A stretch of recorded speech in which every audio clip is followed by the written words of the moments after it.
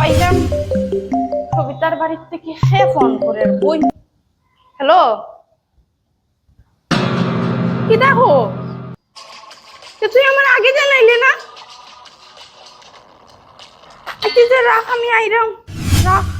দূর, ইনস্টা দেখতে দেখতে ভাল লাগে না, একটু ফেসবুকটা দেখি। পিঙ্কি, আয় পিঙ্কি, পিঙ্কি। কি দেখো মা? তুইও না মোবাইল টিপাইয়া থা, বুঝছো? ওদিকে মাসিয়ে ফোন করছো এখন। আমার দাদু মারা গেছে রে। কি দেখো মা? কি দেখো লাইতা? আমার দাদু।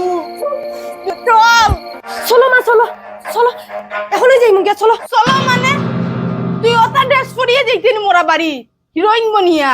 হ্যাঁ, জানোস নি মোরা বাড়ি কিরকম কাপড় সাপড় পরিয়ে যাইতে লাগে? আমার সিসি দিতা মানুষে বলে অত বড় পুরিয়ে ঘুরে লইয়াইছো ওরকম কাপড় পরিয়া। মোরা বাড়ির কাপড় পরিয়া আয়, আমি বাইরে আছি দাঁড়ানি। আমার দাদু কিতা কাপড় পরিয়া বলে যাইতে পারতাম না, এখন আমি কিতা কাপড় পরতাম? ওখানো তাই শেষ হইছে না, আমার শাড়ি পরিয়ে আমি রেডি হইয়া সারছি, তাই ওখানো রেডি হইতে পারেন না।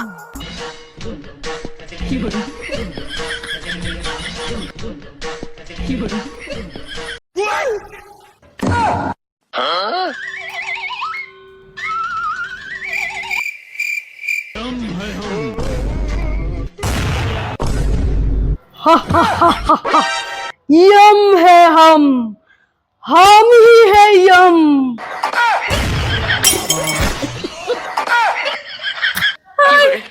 এখন ঠিক আছে নি মা, মোরা বাড়ির কস্টিউম। এই তুই কিতা করছিস বে? এটা কিতা? यम है हम है यम। কেমন লাগলো মা?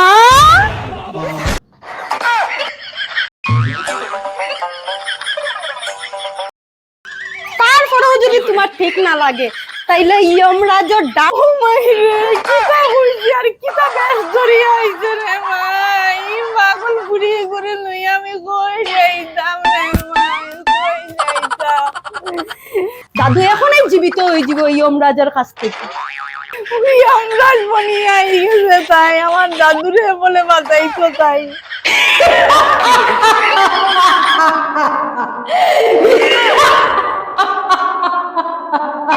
ওরে আয়, আমি কিতা যাবো কই? জুতা লইয়া ভিট মতো রে। যা